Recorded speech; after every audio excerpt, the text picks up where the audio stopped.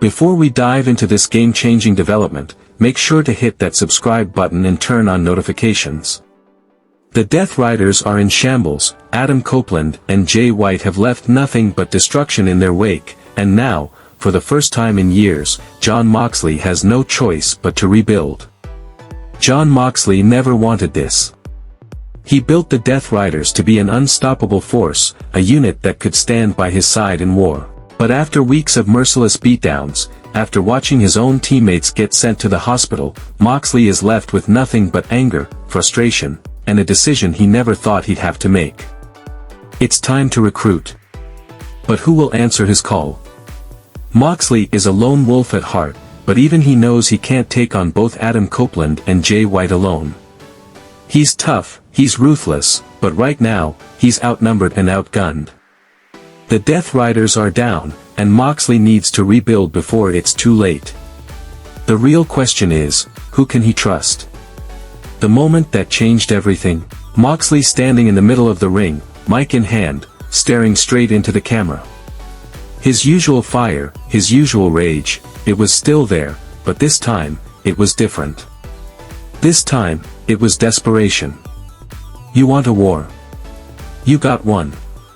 But I ain't walking into it alone. The crowd erupted as Moxley officially declared he was looking for new allies. And just as the fans started speculating who might step up, the lights went out. The arena fell into darkness, and when they came back up, two figures stood at the top of the ramp. The first, a returning Minoru Suzuki, a man Moxley has gone to war with before but now needs by his side. And the second? A former world champion, someone nobody expected, Samoa Joe. Moxley wasn't just rebuilding, he was coming back with killers. So what does this mean for Adam Copeland and Jay White? They had the numbers advantage. They had the control. But with Suzuki and Samoa Joe aligning with Moxley, the game has changed.